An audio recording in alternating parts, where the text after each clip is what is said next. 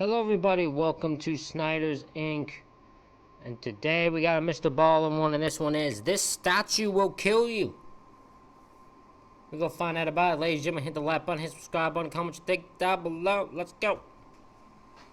This video is brought to you by Current. Today, we're going to look at 3 places you can't go and people who went there anyways. But before we get into today's stories, if you're a fan of the strange, dark, and mysterious delivered in story format, then you've come to the right place because that's all we do, and we upload once or twice every week. So if that's of interest to you, please offer to do the like button's laundry, but be sure to stop the dryer when their clothes are still slightly damp. Also, please subscribe to our channel and turn on all notifications so you don't miss any of our weekly uploads. All right, let's get into today's stories.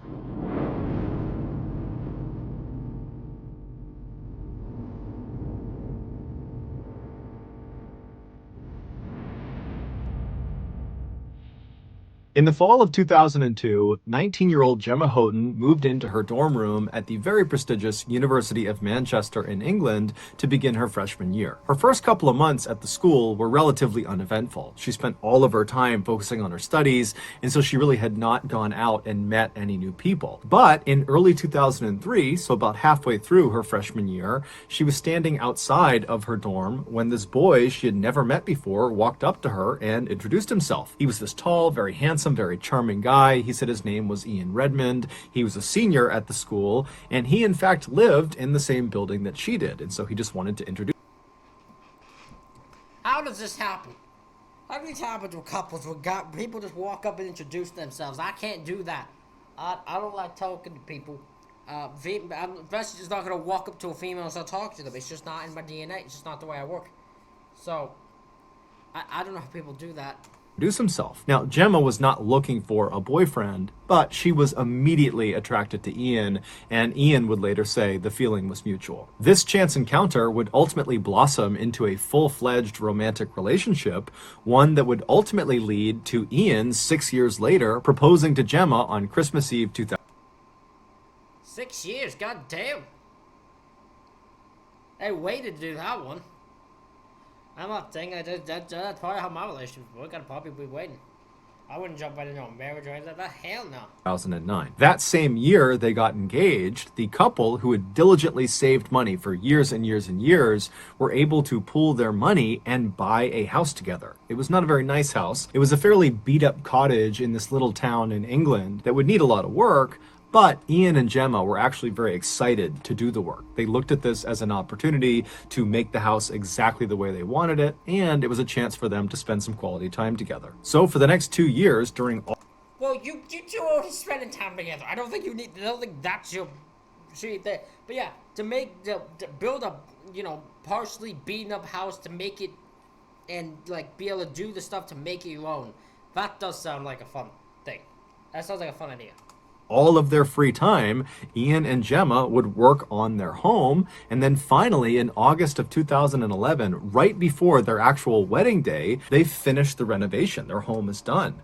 And so they get married, and then literally right after their wedding, instead of going right into a honeymoon, they just moved right into their dream home that night. And so for the next couple of days, the newlyweds got to enjoy being husband and wife for the first time inside of their dream home, and then it was time to go on the honeymoon. In addition to having set aside money for the down payment on their home, the couple had also set aside money for this honeymoon. They wanted it to be an amazing vacation. And so what they decided to do for their honeymoon was to go to Seychelles, which is this island nation in the Indian Ocean, which many say has the most beautiful beaches in the world. So on August 10th, the couple hops on a plane and they fly to Seychelles. And when they land, they check into their resort, which is this unbelievable place that overlooks... I'm more curious, looks this I mean, I won't travel. I'm gonna be traveling in June, but I ain't gonna be far.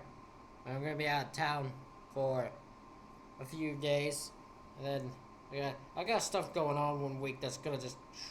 There might be a week you might not get videos. Like, that's straight truth. There might be a week or sometime and you might not get videos because I'm gonna be stressing out about some things.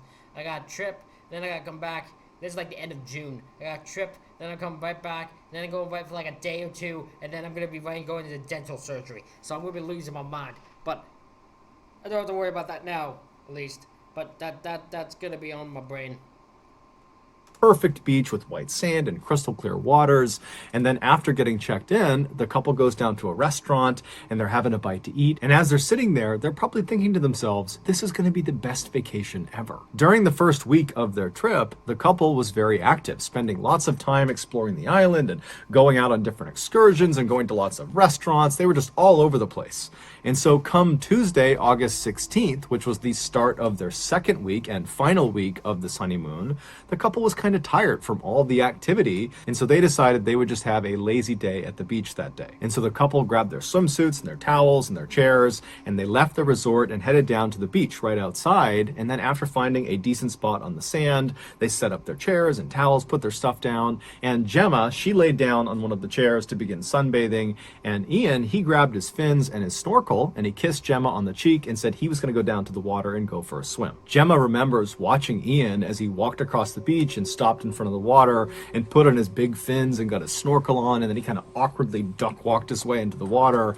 And Gemma remembers just smiling and laughing to herself watching him awkwardly do this, and then thinking to herself how lucky she was to be married to such an amazing guy. She really loved him so much. After Ian had finally gotten into the water and had begun his snorkeling journey, Gemma laid back and began to doze off to sleep. A little while later, though, Gemma suddenly woke up to the sound of what almost sounded like someone sneezing really, really loudly. And so instinctively, she sat up and scanned the water line for her husband, but all she saw were other tourists in the water swimming and snorkeling and doing all sorts of stuff. She couldn't find Ian. And then she heard a male voice calling out for help, and it was coming off to the right towards the top of the beach, pretty far away from her. And she turned and she saw Ian.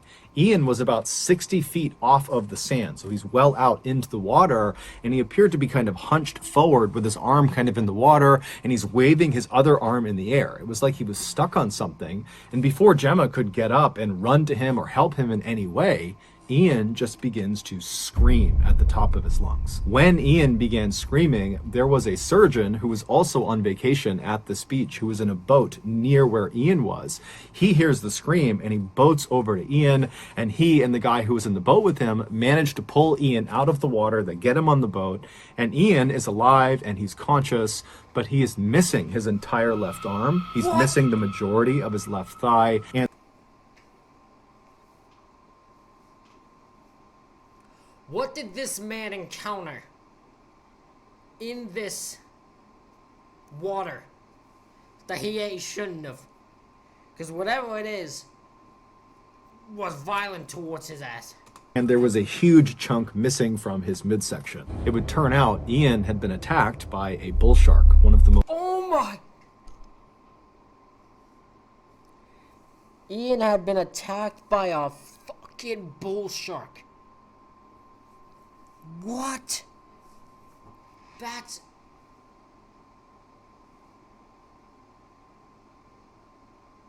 That is actually insane.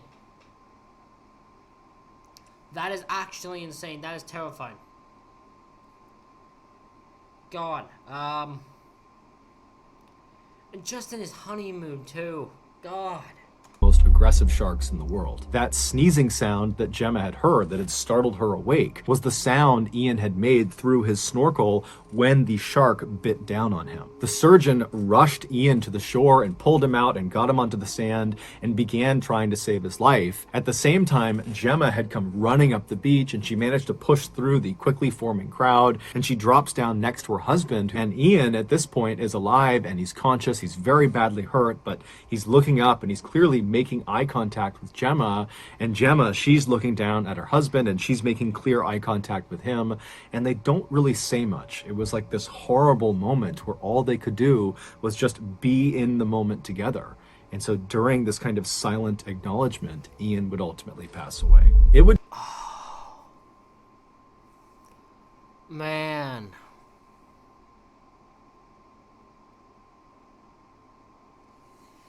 This bull shark attack had killed Ian.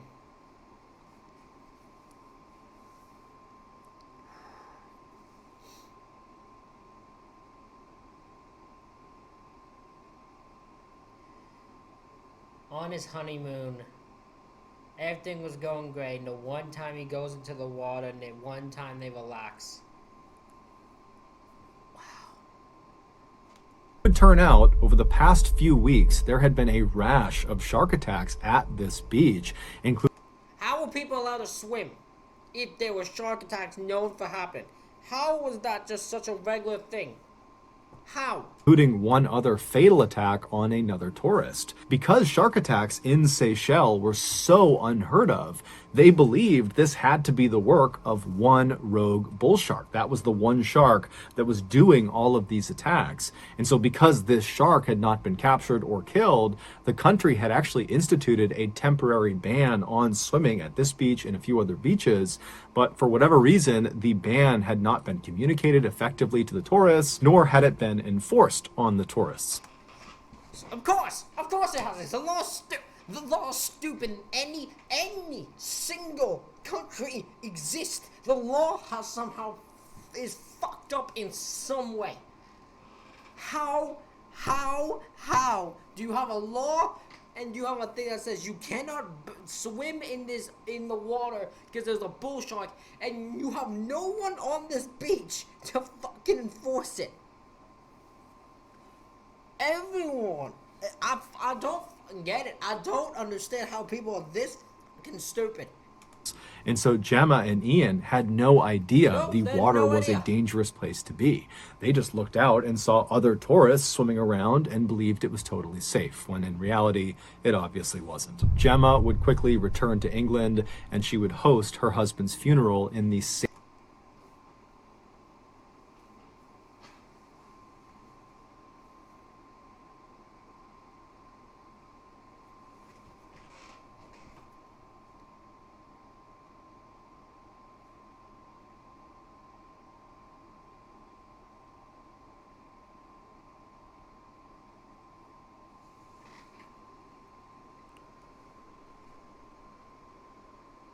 That's him.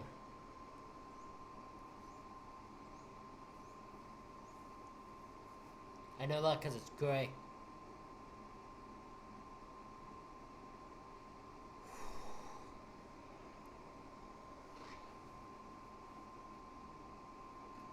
same church she and he had been married in 10 days earlier.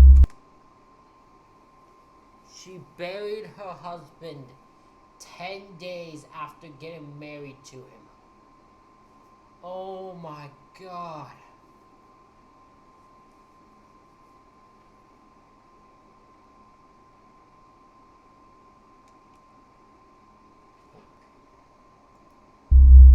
Before we get into our next story, I want to talk about today's sponsor, Current. Have you ever felt like everyone around you has a weirdly deep understanding of their personal finances? They're investing in the stock market, they have 401ks and Roth IRAs, Oh, no, I don't think I know a single person who's got an understanding of their finances.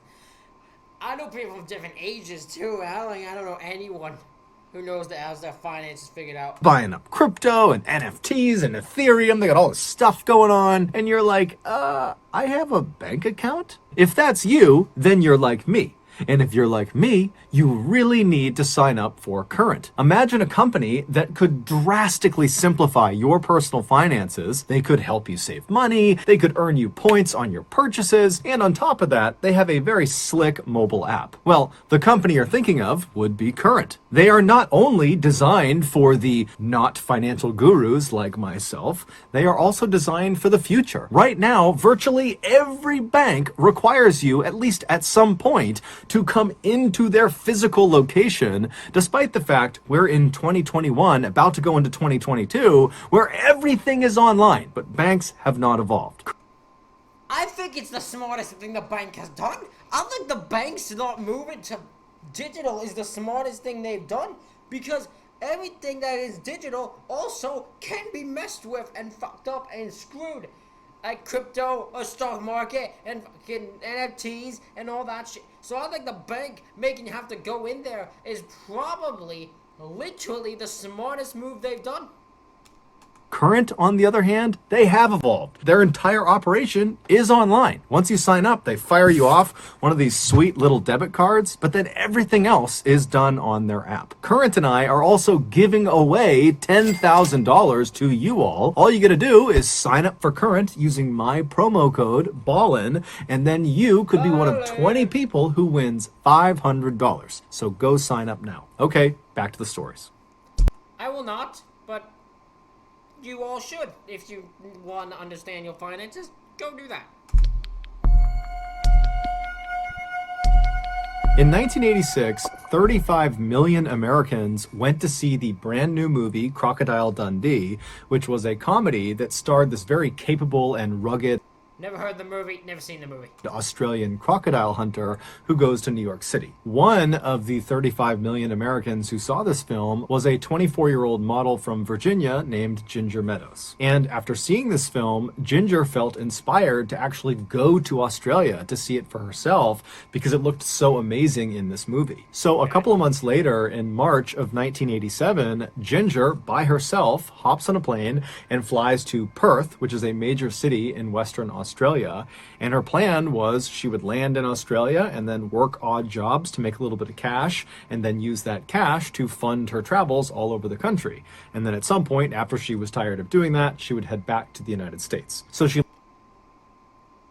This was a plan with little thoughts behind it. I'm not gonna lie. This was a plan that had little thought behind it at all. lands in Perth, and immediately she sees her first opportunity to make some money. There had been this huge sailing competition in the city leading up to the weekend she arrived there, and so she saw all these luxury yachts anchored at all these docks along the coastline, and Ginger's thinking to herself, you know, these huge ships, they have crews that work on them basically full time. Maybe one of these boats could use an extra set of hands. And so Ginger, who was very friendly and outgoing, she went right down to one of these docks and she stopped in front of the very first yacht she saw, which was this huge luxury 100-foot yacht. And she introduced herself to the captain of this boat. And she said, hey, you know, can I hitch a ride with you guys to the next place you're going? And in exchange, I'll work for you. And as it happened, the captain was actually looking for another crew member to assist their chef. And so he said, okay, well, can you cook? And Ginger said, yeah, I'm a great cook. And he said, okay, well, you're hired. You can be the chef's assistant. And so Ginger, she climbs on board and she meets the rest. That's a, why can't anyone else get hired like that? I want to get hired like that. I don't get no one, I'm looking for a job. I need money. No one ever make jobs like that. I need money. Of the 5 other crew members, including the chef who she'd be working with, and the chef's name was Jane, and those two would become very close. And then shortly after Ginger had come aboard, the captain cast off their lines and they headed out to sea. Their next stop was going to be New Guinea, which was roughly 14 days of travel away. After about a week at sea, the captain realized they were dangerously low on fresh water, and so he decided to take a detour and turn east and head inland along this river system that would bring them to this large freshwater pool, which he also knew had this huge waterfall that dumped down into it. And so he figured they could go right underneath this waterfall and fill up their jugs with all this fresh water and then head back out and they'd be good. So on the morning of March 29th, the captain anchored the yacht out at sea near the mouth of this river system, and then he lowered the yacht's dinghy, which was a smaller, more agile boat. And once that was in the water, he, Ginger, Jane, and the rest of the crew, they hop in this dinghy along with all these large empty water jugs, and they begin making their way towards this river. And so they're traveling up this river for a little while, and then finally they get to this huge freshwater pool, and right in front of them is this amazing waterfall, and everybody is just totally awestruck by this waterfall. It's like a gem in the middle of nowhere, because they're in very rugged Australia at this point. And so the captain, he brings the dinghy right near the base of the waterfall, and one by one they hold up their water jugs and they fill them with fresh water, and then they're about to turn and go back out to sea and get back on their yacht when the captain thinks to himself, you know what, we've been at sea for 7 days straight, it's been very monotonous, maybe it would be a good thing to stick around here for a little bit longer and maybe even hike up to the top of this waterfall and enjoy the view and kind of enjoy the scenery before we head back out to sea. And so he says to his crew, hey, do you guys want to go to the top of this waterfall? And everyone agrees. Hey, sorry about that. I had to take a thing. My eyes were starting to burn for some reason. So I had to put water in my eyes, see if that would help. It's a great idea, with the exception of Jane. She did not feel like hiking to the top of this waterfall. She said she would stay down in the dinghy and wait for them. Now, this pool is basically surrounded on all sides by just pure cliff face. There really is no place to land this dinghy. There's no flat surfaces. You basically have cliffs that go directly into water, and then also you have the river that feeds back out to the ocean. So the captain brings the dinghy right up against the cliff face right next to this waterfall, and he and Ginger and the other crew members not named Jane climb out of the dinghy onto this cliff face, and they begin climbing, literally climbing up this wall towards the... This just sounds like a bad idea. You're climbing up a wall, if you miss, you're just going crashing into the water. That doesn't sound like fun at all, and it probably seems very dangerous. Top of the waterfall. Now, everyone was able to do it. Especially since you're in Australia. And if we've seen something about Australia, but the last one I did is that they got some crazy stuff going on there. Except for Ginger. She kept slipping on the rocks. It was very steep. It seemed kind of dangerous. And so at some point, she abandons the idea and goes back down to the dinghy with Jane, and the captain and the rest of the crew, they continue up towards the top. And so as Ginger and Jane are sitting in the dinghy watching the other crew members making their way up, they start feeling a little bit left out, and they're like, you know what? Let's try to find an... No, you can't. No, you had your chance. I don't blame you. I wouldn't go up there either, but I wouldn't want to be in the dinghy. I'm like, I'm going to stay in this boat. I'm not even going near this damn water. I'm going to stay in this boat if I have to do anything. And I'm never leaving this boat at all until we're done. Alternate way up to the top of this waterfall. And so they begin scanning out across this pool at the other cliffs kind of surrounding it, and it looked like on the very other side of the pool there was a less severe cliff face that maybe they would have an easier time climbing up. And so the two women, they jump into the murky brown water and begin swimming directly across this pool towards this other cliff. And when they make it about a third of the way, Jane suddenly stops, and Ginger notices and turns around and looks at Jane, and she's like, what's going on? And Jane would tell her, you know, something just feels off. This doesn't feel right. Let's go back to the dinghy. Let's just forget about this. But Ginger is like, come on, we're so close. Let's just keep going. It'll be awesome once we get to the top of this waterfall. And so Jane, she's totally hesitant, but she says, okay, fine. And they both continue to swim. And then all of a sudden, they hear their captain, who is now on top of the waterfall, screaming down to them to get out of the water right now. And they notice he is pointing down at the pool in a direction slightly away from where they were. And so they're looking up at him, and they're following his finger down to the part of the pool he's pointing at, and they see there is this tidal wave of water coming towards them. Oh boy, there's some gator or something. There's a gator. It's a gator, isn't it? It's a gator. That gator's come hunting for their asses. You entered its water, and it's coming for your ass. Don't enter the water, my man. Don't ever enter the water. It is a 12-foot-long saltwater crocodile that has... Oh, it's a crocodile. Okay, I thought it was an alligator. It's a crocodile. It's even more of a meanie bit. That's a... yeah, that's a thing you don't want to mess with. You don't want to mess with that. Has noticed them, and it is charging straight at them. Now, Jane and Ginger knew they were too far away from the dinghy to be able to swim to it before this crocodile was going to reach them, and so their next best choice was just to turn and swim towards the nearest cliff face, because again, there is no place to get out of the water. There's only cliffs. And so they swim towards this cliff face, which is right on the edge of the bottom of the waterfall, and so water is landing on them, and they reach the cliff face, and they're trying to climb up and pull themselves out of the water, but there's nowhere to grab onto. It's all totally slick. There's no good handholds. And so all they have is this little ledge that is in the water that they're standing on, but they're still halfway into the water.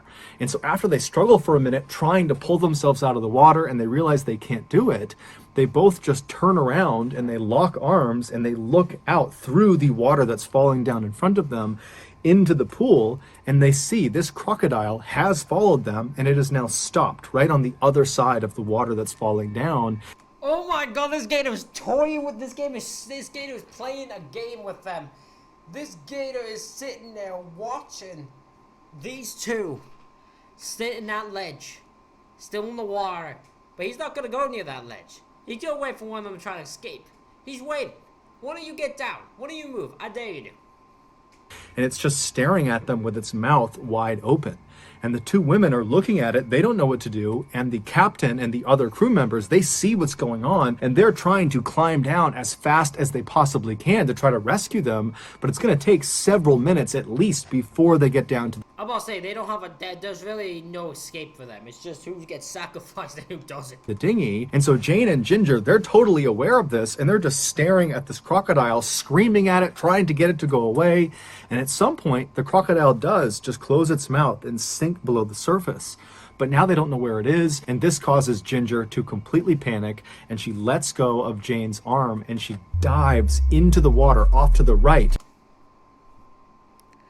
Ginger, you're stupid. Why would you go back in the water? Wait for them to come get you. Wait for them to come. Don't get in the... I'm sorry, Ginger's stupid. That was dumb. And attempts to swim away from the crocodile back over to the boat. But Ginger only made it 2 strokes before the crocodile suddenly re-emerged underneath her and grabbed her by the waist and pulled her under the water. Jane is just standing there watching all of this happen in front of her. She has no idea what to do. The crew is still not down in the dinghy, so she's totally stranded, and she's just staring at the area where Ginger has been pulled below the surface. And just seconds after she's been pulled under, the crocodile re-emerges with its head pointed towards Jane, and in its jaws is Ginger. And Ginger's got her arms up over her head. She's wide-eyed, and she's looking right at Jane. And Jane makes eye contact with her, but there's nothing she can do. And she just watched as Ginger again was pulled back under, and this time she did not come up again. Ultimately, Jane would be rescued from the ledge. The crew would get down to the dinghy, they'd swing over, they would pick her up, and then about 2 days later, they would find what was left of Ginger's remains. It would turn out the captain was well aware of the threat the crocodiles posed in this river, and he had told his crew, Ginger and Jane included, about this threat, and that at no point should anyone get in this water. But of course, his warning went unheeded. Oh, so I can't even get mad at anyone. I can only get mad at Ginger and Jane herself. I can't get mad at the crew because I was like, did the crew not know this was going to be a thing? No, the crew knew. The captain told them, don't get in the water. There are crocodiles here. Don't get near the goddamn water. Don't go in the goddamn water. This stupid bitch still got in the goddamn water. These two, they were warned. They were warned. Ginger was warned. He did. Burning Man.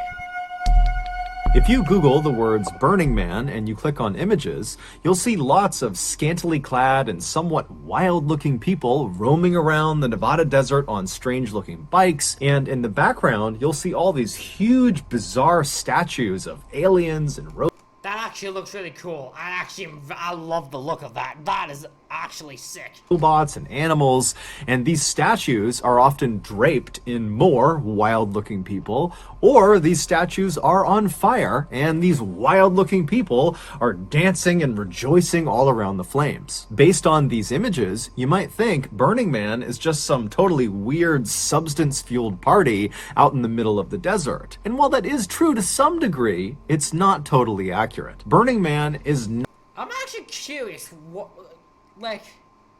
is this still a thing to this day? This was about, what, a year ago? 2 years ago? Is this still a thing? Is Burning Man still a thing? Not a party. It's actually an experiment that 70,000 people from all over the world participate in every year. The question this experiment is trying to answer is, can a random segment of the population come together and build a community out of nothing in the middle of nowhere?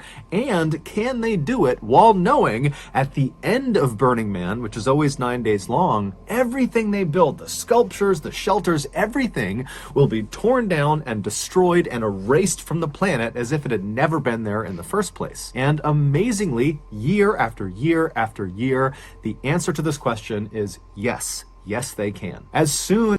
Is there a way you have to apply to get into this? Do you just show up and that's it? You're just part of it? How does it work? Not like I'm ever gonna attend it. I'm just actually curious. As these 70,000 people descend on this small section of the Nevada desert, they immediately get to work helping each other, building their own sites. I mean, these people largely don't know each other, or in many cases, they don't even speak the same language, but they're showing up with this shared desire to build this temporary community.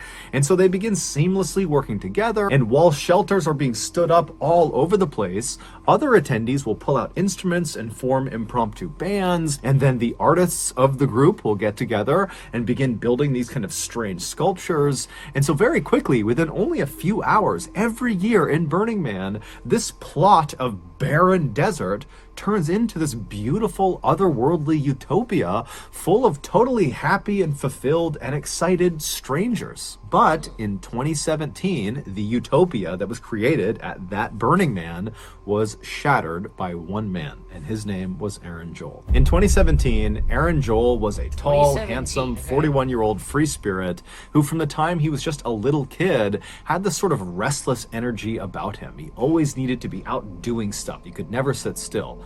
And so by the time he was old enough, he left his family home in Oklahoma and moved out to Oregon and moved into this commune. A commune is a group of people that live together and share their possessions and responsibilities. But shortly after moving into this commune, Aaron got restless again. This wasn't enough for him, and so he left the commune and began traveling all over the United States. Yeah, I can't be that restless. I'm pretty restless with some stuff too, of not having thing. But I ain't that bad where if I'm living somewhere after only a few weeks or something, I'm like, nah, I'm good. I gotta go. It's not enough. Nope. And then just start traveling. No, I don't have that ability. Never. But after he had basically gone everywhere in the country, he became restless again, and so he left the United States and he went to Nepal and began traveling all over Nepal. And while he was there, he met this wonderful young woman from Switzerland named Ladina, and the two fell madly in love. And then when it was time for Ladina to leave Nepal and go back to her home country, Aaron followed her. And just a couple of years later, in 2014, the pair got married and they bought a house together and settled down in Switzerland. For a time, Aaron and Ladina were very happy. Their life was very simple and straightforward. They loved each other. They loved Switzerland. But in 2017, Aaron's wanderlust reared its head again. And so he went up to Ladina and he told her that, honey, I need to go out and explore again. I need to go out and be free again. Even if it's just for a couple of days or a week or whatever time it is, I need it. I need it in order to be sane. I don't think Ladina was very pleased about this development. However, she knew her husband and she knew this was important to him and to his mental health. And so she said, okay, honey, you do what you have to do. And so Aaron thought about what he was going to do to satiate this desire to go out and be free again. And he settled on attending that year's Burning Man, something that I know it's a thing he's always done, but I just love the look of this background of his. I love the look of it so much. he had never done before. So Aaron leaves Switzerland and he goes back to Oregon in the United States, and he meets up with a very close friend of his named Justin. Justin was actually someone he had lived with in the commune when he was there. And so the two, they link up in Oregon, and from there they drive in Justin's big van out to Nevada. And when they get to Nevada, they drive out to the Burning Man site, and as they're pulling up, they see thousands and thousands of other vans and tents and all these people that are out setting up and building this community, this utopia. And so right away, Aaron and Justin, they find their spot, they park their van, they begin to build their own site, and then after that, they pulled their bikes out of the van and began biking around, helping other people out build their sites and build the rest of the community. And so by that afternoon, Aaron and Justin had made lots of new friends, and they were out partying and dancing and singing with total strangers, just totally immersed in the Burning Man experience. That night, Aaron would actually turn in early while Justin would stay up and continue having a good time with the new people he had met. Aaron was just not a night owl. He liked to get a full night's sleep and then get up early and make himself a smoothie and do yoga. And so this was very normal behavior. Justin would later say that he really looked up to Aaron. And in fact, many people that knew Aaron looked up to him because Aaron, on the one hand, was a total free spirit that would just kind of go where the wind would blow him. But at the same time, he was very regimented and disciplined. He took great care of himself, both physically and mentally. And he just seemed wise beyond his previous years. And he was incredibly charismatic and very funny, and so people really flocked to him and really idolized him. One of the traditions of Burning Man has to do with its namesake. Towards the end of every Burning Man, they will build this 40-foot tall wooden man effigy, and they will burn it to the ground, hence the name Burning Man. And so on the night of the so-called man burn, Aaron told Justin that he was not going to turn in early that night, that instead he was going to stay up and watch the spectacle of this effigy being burned to the ground. Justin was really excited about it, and so was Aaron. And so that evening, Aaron and Justin met up with their new friends they had met while they were at Burning Man, and their group began making their way over to the wooden man effigy. Now, this huge effigy was situated in this huge open clearing, and then standing all around this wooden man are what they called rangers. They're basically security guards for the event that also have some fire training, and they would stand almost shoulder to shoulder or very close to shoulder, facing away from the effigy, forming a perimeter around it. And the rangers' job was to prevent the crowd of 70,000 people from getting too close to the effigy when it was on fire, because it's obviously a huge hazard. And so Aaron... Wait, but those 70,000 people, there's no way they had enough rangers to stop all these people if they wanted to get near it.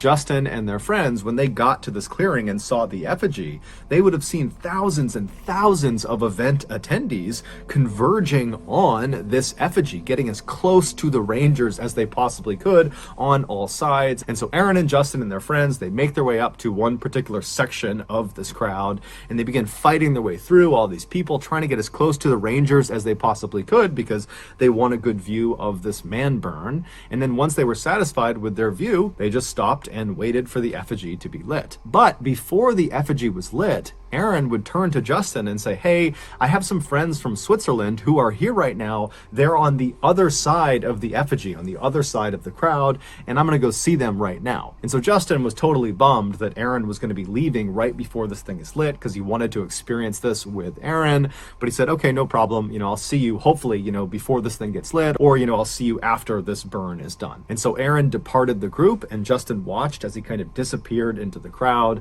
And then Justin turned his attention back towards the effigy, and a little while later, when the sun had gone down and it was totally dark out and the crowd was totally electric as they're waiting for this thing to light, finally they did. They lit the effigy, and as soon as it went up in flames, the crowd of thousands and thousands of people roared with excitement. And this whole time, Justin is totally amazed by what he is watching, but he's also scanning the crowd, kind of hoping that Aaron will eventually pop back up. But at this point, the crowd is so massive and everyone's so tight together that Justin is really not expecting Aaron to come back over to where he had been. It just didn't seem possible. And so this huge wooden man effigy goes up in glorious flames, and everyone's so amazed by it.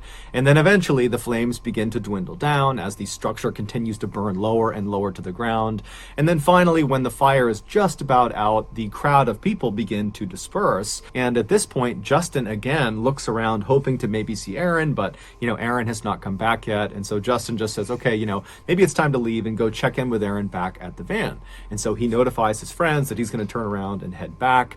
And as Justin turns and begins leaving the crowd, someone who was at the event, who apparently knew Justin and knew Aaron, came running over to Justin and frantically told him this totally shocking story about something that happened to Aaron. Now, at first, Justin just could not believe it. He couldn't even process it.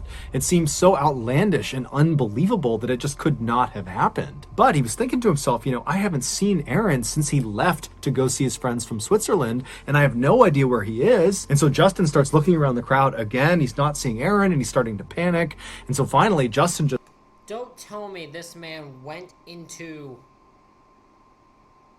the area where they would light the thing on fire and just they just lit it anyways without him knowing he was there. Just turns and starts running back towards his van in hopes that Aaron is going to be there. But when he gets back to his van, Aaron is not there, and there's no sign that Aaron has been back after they had left for the man burn. It would turn out that shocking story Justin had been told about Aaron was true.